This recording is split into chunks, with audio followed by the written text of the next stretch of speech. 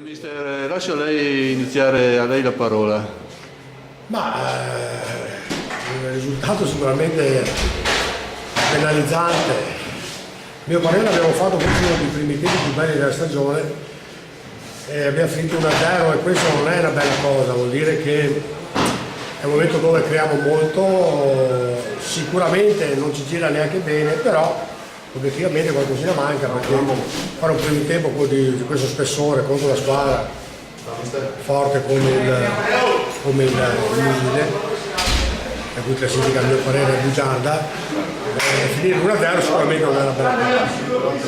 Il secondo tempo siamo partiti ancora bene, poi c'è stato quell'episodio dell'espulsione di Gurizza che ci ha un po' frenato, anche se comunque poi abbiamo riuscito a fare anche il 2-1 e poi il 3-1 chiaramente ha chiuso un po' la partita.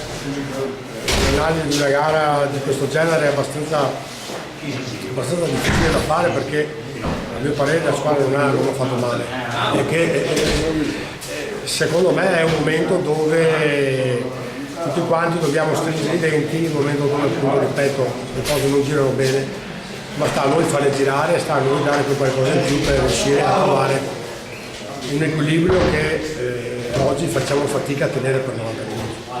I tifosi, la curva ha continuato a incitare fino alla fine anche sul 3-1. Quello che però si teme è che spirito di spogliatoio, visto che i risultati non vengono, che magari si ceda. Lei ci può tranquillizzare su questo punto di vista? Tanto i tifosi nostri, noi abbiamo dei tifosi non soprattutto eccezionali e una delle cose che a tutti noi, a me, ai giocatori, dispiace proprio di non riuscire in questo momento a dare la soddisfazione che meritano, sono veramente eccezionali, anche oggi ci hanno sostenuto per tutta la partita. Noi pensiamo a lavorare, la settimana prossima ci mettiamo sotto, speriamo di recuperare un po' di giocatori perché siamo effettivamente un po' tirati in questo momento di rosa, vogliamo recuperare un po' tutti e cerchiamo di stringere i denti, un momento non facile questo, ma le squadre forti come io penso che il Portogallo sia avrà la capacità di stringere i denti e di rimanere sul pezzo, come si dice, e cercare di risolvere. Un'ultima battuta, perché adesso bisogna anche cominciare a guardare la classifica e avendo adesso due partite davanti molto importanti, ostiche, dure, insomma almeno così sembrano presentarsi, diventa anche un po' l'ansia da punti? C'è bisogno di punti? Ma ci sono sempre c'è bisogno di punti.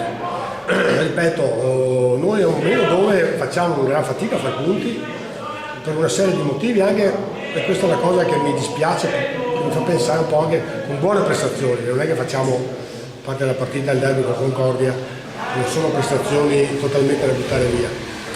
A mio parere abbiamo qualche problemino di organico in questo momento, purtroppo per un motivo o per un altro. Facciamo fatica a mandare in campo una formazione equilibrata per 90 minuti.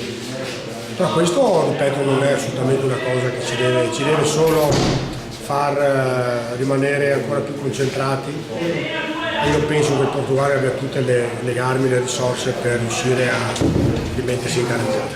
Grazie.